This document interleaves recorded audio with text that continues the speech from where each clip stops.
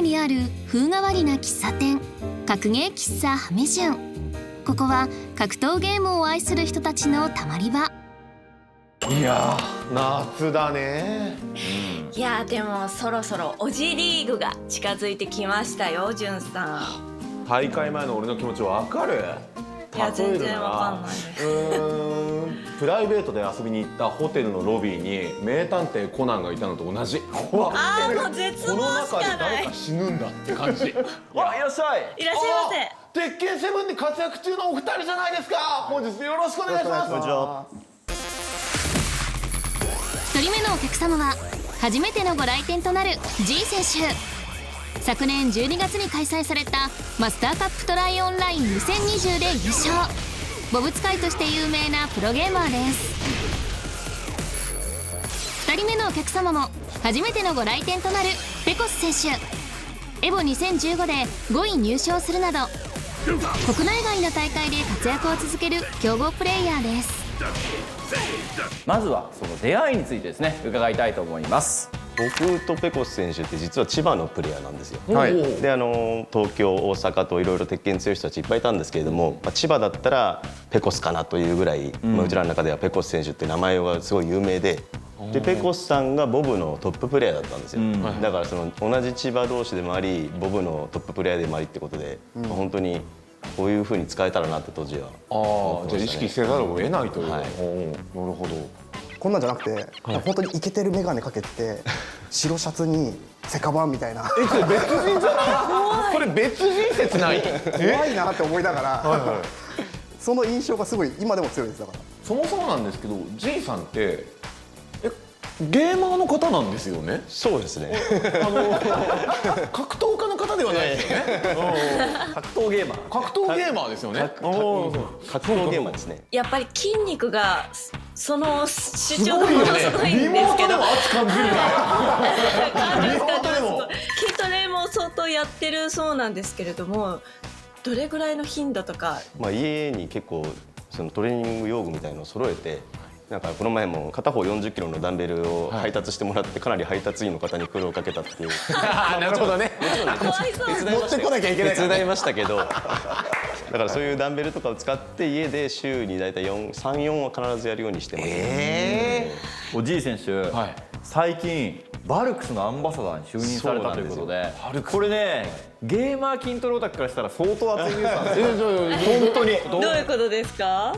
僕がずっと二大柱にしてきたゲームと筋トレってあるんですけれども、ゲームの方は昨年末にプロライセンスを取ることができて1個叶えられたかなと思っていて、もう1個の趣味の筋トレの方でも何か結果残したいなと思って、それで今自分が一番熱いと思ってるそのバルクスさんにですね、自ら売り込んでというか、そのスポーツかける筋トレじゃないですけれども、ゲーマーの社会的イメージってやっぱり引きこもりだとかオタクとかそういうイメージがあると思うんですけど、そういうのをちょっと見た目から払拭して、ゲーマーもやっぱりそのなんていうの、ゲームかける筋トレでネガティブなイメージを払拭したいなっていう思いを伝えたらすごく賛同していただいてですね、じゃあ e スポーツ向けのこのプロテインブランドのアンバサダーになってくださいということで、ちょっと契約を結んでやらせていただいてます。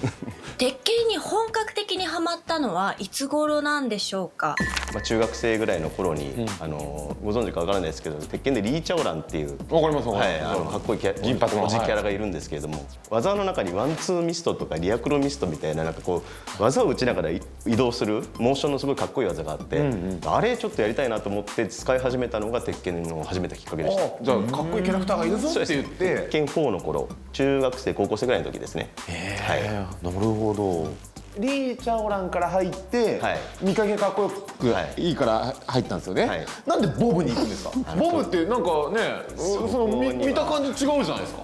そこにはちょっと深い話がありました。じゃあ予想外に深いところがあった。実は私ちょっといろいろあって韓国に留学したことがあるんですね。でも韓国って鉄拳修羅の国っていうふうに言われてまして、確かに。あそこ三島系のキャラクターが特に強い国だっていうふうに言われていて、本当に50代ぐらいのサラリーマンのよく知らないおっちゃんがいきなりポンケンの攪拌に最速脱脂粉を入れてくるとか、そういう国なんです。そのぐらい三島大国なんですね。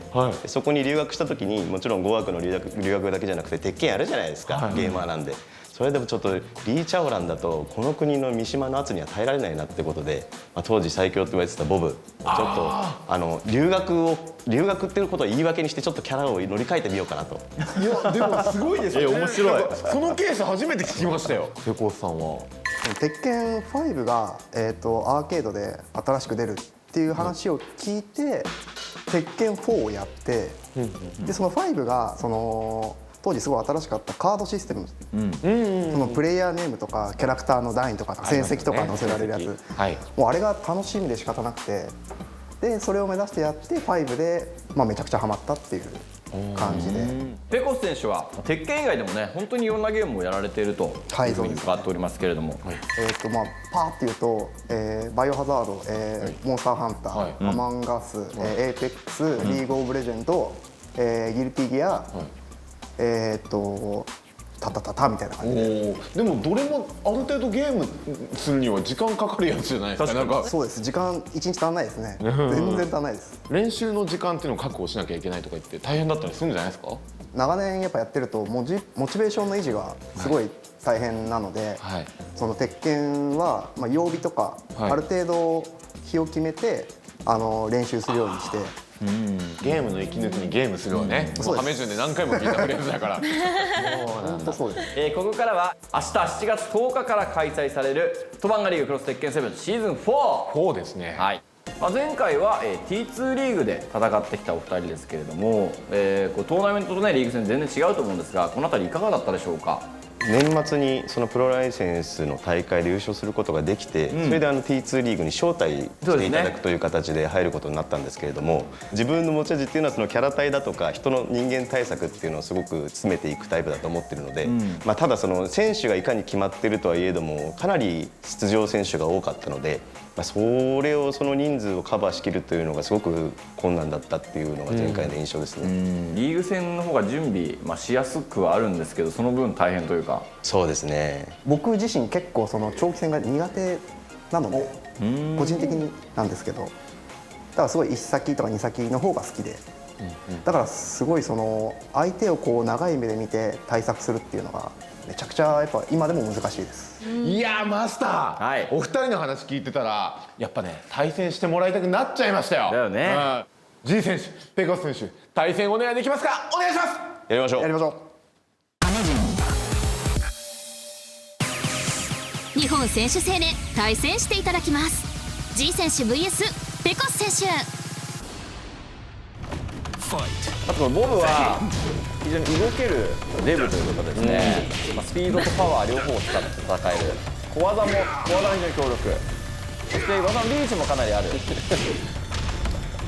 ね。そして対する 2P 側ペコスが使っているのはこれギースですね。ギースは画廊伝説 KOF からの参戦となります。画面の下にあるこのゲージをはめて使うことで非常に強力な動きができるというのがキーポイント。まずは G がレイジ状態から繰り出せるレイジドライブを使ってコンボを伸ばしていきました。レイジドライブ、展開を作るが下段をさばいたのは G、 そして壁に追い詰めました。下段、そして中段と2択を仕掛けていきます。ここはうまく捉えていくのはペコス。しかしちょっと壁が、側面になっていてコンボがあまり伸びなかった。早い展開だがしっかりついていく G。 密着戦パワークラッシュ、腹で攻撃するんですね。これね、パワークラッシュでこれ非常に相手の動きを受け止めるパワークラッシュの中でも性能がいい。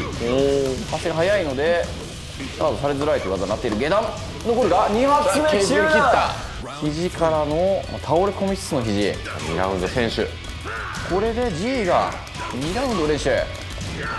このギースというキャラクターがやっぱり技を当てたりガードすることでゲージ溜まっていくんで、この後もですね強くなっていくのは今ゲージ2本と半分あります。そうか、攻めていくことによってさらに強くなっていくと、なんでラウンド進むごとに、ゲージ溜まっていきますから、これを生かしたいところ。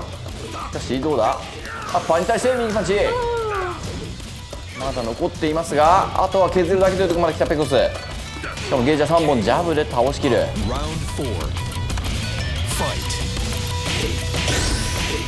発動、まずマックス発動から壁に運んでゲージ今度はどうするか。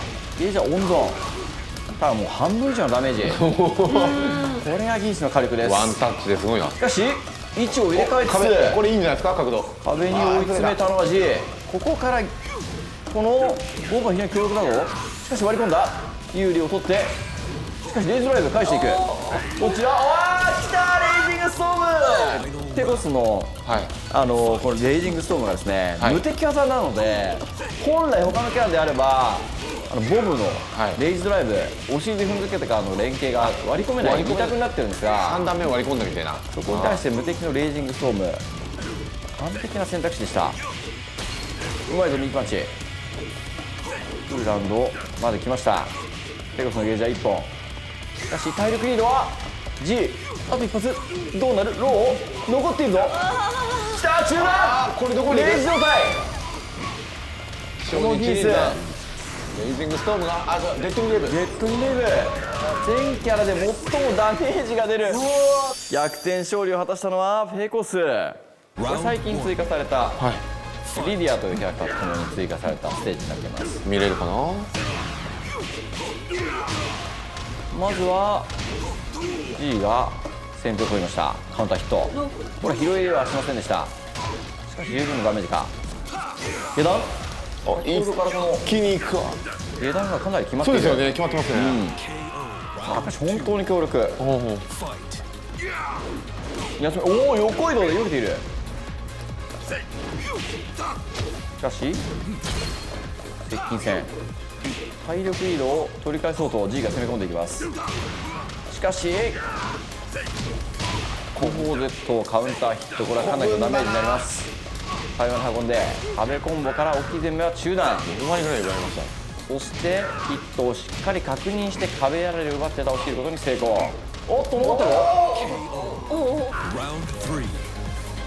とはいえフォローきっちりでラウンドを取り返したペコス。しかしここで G がまたしても序盤はうまく進めて、おおフライングジャンボン残る形。さらに下段この2択勝ち続けている。避けた。平定やり過ごしつつあとは削るだけという状況まで来ました G。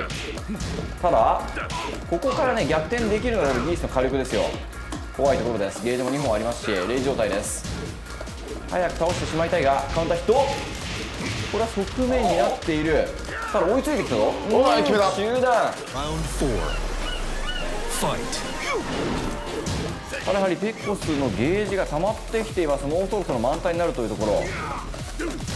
発動コンボのねヘリは先ほど見させてもらいましたから。あっと壁際、壁やられたら2択中段読み勝った。ギースといえば当て身。しかもこの壁をうまく使っていきますね。あっとしかしずれすぎたか。壁やられにはならずだが下段2択に果敢に行きます。 G 取り返しました。これで1本取り返して11。今の画面の手前側ですね、に襖があります。お、襖の方向にはいですね。すぐ襖に貼り付けてここは割らずにコンボを伸ばす選択をしたのは G。 下段2択は起き上がり下段キックでカウンター取った。おっとすごい角度で割れている。しかしそれをしっかりと判断できているペコス。タックルからマウントパンチ、最後抜けることができました。しかし壁に追い詰めていっているのはペコスの方でしょう。小技を使ってゲージをためながらですね、ミンチに差し確定邪影剣までつないでコンボ選択がうますぎる。側面壁やられる時コンボのレシピ変わるんですけども、ジャブをこう刻むことでしっかりその側面壁やられコンボにできる状況を作りました。調整したんだ。ダウン投げもしっかり減りましたね。ここはしっかりと襖を破ってGがコンボを伸ばしていきます。2択グラップ2倍率ガードから、しかしすぐさまパーカッシュ腹お腹が強い。割り込んでいく。どうする。いやこれはうまく G も軸をずらしつつ壁から脱出しましたね。さあ取り返した。はいこれで11でこそゲージが1本溜まったところ果敢に攻め込んでいくのは G。 リーチと注意がうまいしがんでいる。さん下がってきます。前に出るのはペコス。これでゲージが2本溜まりました。だが透かし確定中段を打ちますが、ここはしっかりとガード。次の襖が迫ってきました。下段ホームスチール、足元を崩してこれは起き上がれません。さらに2択に果敢に仕掛けていく G。おお、空中捉えた。これで2本、リーチは G。ここでしかしペコスのゲージは2本溜まっています。どう使っていくか。うまくジャンプを潰して体力を奪ったのはペコス。しかし位置がずれてきたぞ。壁に追い詰められると危険でしょう。本当をずらしたいところ。しかし G がこのボブの強い小技を生かして攻め込んでいく。うわー、中段で見投げ。これがあるんだ。ゲージが溜まっております。まず1本使って軸をずらして壁まで運んでジェットリーレイブ。あー、出ている。ジェットリーレイブに行っちゃった。エキシビションマッチ勝者 G。 おめでとうございます。昔ボブ使いで憧れてたペコス選手にボブで勝つことができて嬉しかったです。筋トレを始めようと思います。見習うべきところそこ。筋トレをぜひしてもらって隅々まで頑張ってもらえる。勉強してきます。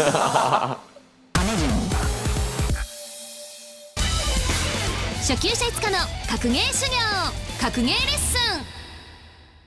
竹内ジョン先生にお越しいただきまずは竹内ジョン先生との対戦で課題を見つけていただきます。思います。よろしくお願いします。可愛くなっちゃって。国旗も変わって、国旗も変わって。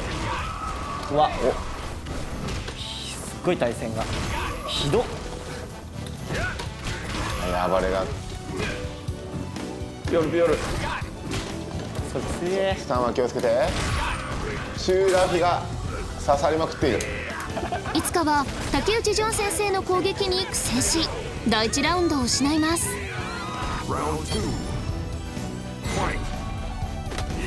後がない第2ラウンド。いつかは開始早々積極的に攻撃を仕掛けます。さあナイフマン。ナイフはなかなか経験したことないんじゃない？はい、これガードさせて相手が有利だからね。惜しい。これ2回使えるようになったんだね。3回か。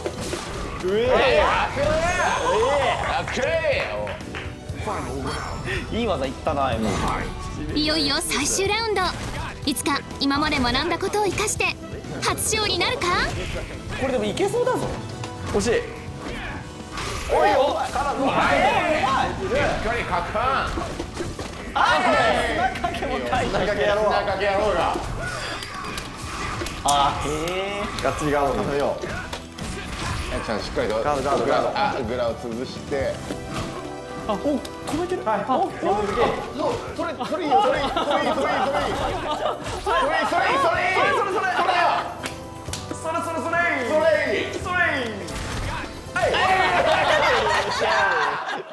あれ待って、いつかちゃん初めてじゃない？勝ちましたね。確かに先生に勝ったの初めてじゃない？負けてしまった竹内ジョン先生にお話を伺って。ちょっと僭越ながら初心者対通用する強い技っていうのをちょっとどんどん押し付けてみて、どういった対応をするのかなっていうのをすごい、試合で見てみたんですけど、突進技はしっかりV スキルで取って駒投げするっていうのをこうしっかりできてて、対応力というかそういうのもすごいしっかり見れたので、そこはすごい良かったです。普通にボコボコにされちゃったんですけども、でもいつかちゃんが何個かモードの切り替えみたいなのがあって、そうだね。最後の最後とか例えば相手の体力これぐらいしかないからコパンを振ろうっていう意識に切り替わったあたりとか、試合やってきてるなっていう感じになったし、負け試合とか、そういうのから何か、こういう原因で負けたなっていうのを分析して、で次はこうしようっていうのを多分毎試合できるようになると、いい練習になると思いますね。なるほどな。一回一回の試合の質を上げていこうっていうなんか教えなんですね。ありがとうございます。本当にとりあえず俺たちからは勝利おめでとう。おめでとう。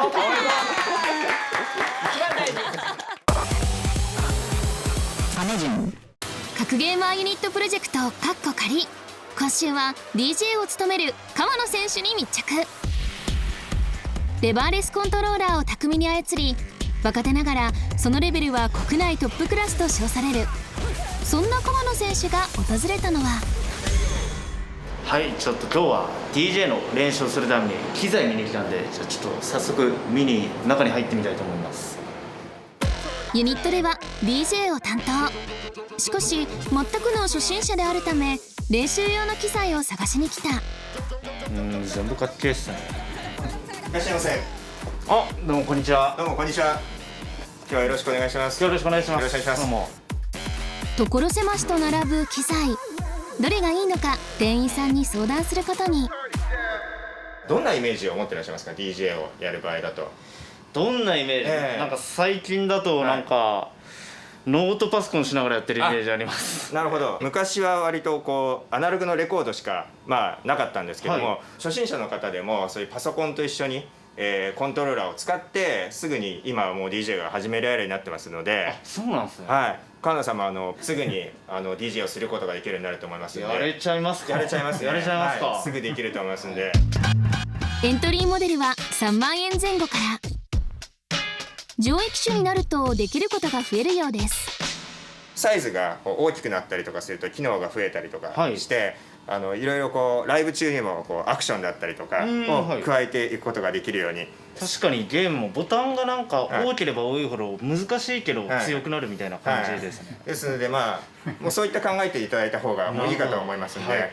超初歩的なんですけど、一番なんかリレーさんこれ回すイメージ多分やっぱあると思うんですけど、これは一体何なんですかね。スクラッチを体験してみることに。すごいっすね。細かく好きに触っていただいて大丈夫です。でフェーダーを持つときはこうやって持つよりもこうやって持った方が多分やりやすいと思います。はい、こう。そうですね。こういう感じです。はい。川野さんもこういった機材で言ったら練習をしていただければ、ご自分でこういろんなパフォーマンスアレンジを加えることができるんじゃないかと思いますんで。ゼロからの挑戦、ユニットの要川野選手、メンバーを引っ張っていくために練習あるのみです。今日はどうもありがとうございました。こちらこそお忙しいところありがとうございました。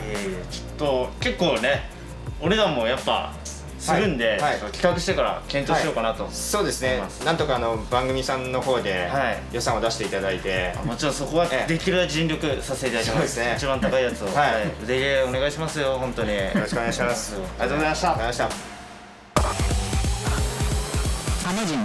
さあ本日も閉店の時間となりました。いややっぱり筋肉が最強なのかなって思いましたね。そこ見てた。もうだいぶ鉄拳勢の面白さには慣れてきてたはずなんですけど、J さんもペコスさんもこれもっと掘り下げるべきだろみたいなあったんで、また鉄拳のもう合同会やりたいですね。いつもリスナーとして見させていただいてた番組にありがとうございますまさかね呼んでいただけると思わなかったので、シンプルに嬉しいというのと、e スポーツ×筋肉っていう面白い発信をさせていただけたのでいい機会になったと思います。ありがとうございました。今回本当呼んでいただいたのはすごい刺激になりましたし、一応まだ今後大会いっぱいあるので、ちょっとそれに向けてまた頑張りたいなと思いました。今日はありがとうございました。ありがとうございます。ということで、今夜の各駅喫茶ハメ順、お客様は G 選手とペコス選手でした。またのご来店をお待ちしております。ありがとうございました。ありがとうございました。ありがとうございました。次回鉄拳セブン特集、青選手とのみ選手がご来店、お楽しみに。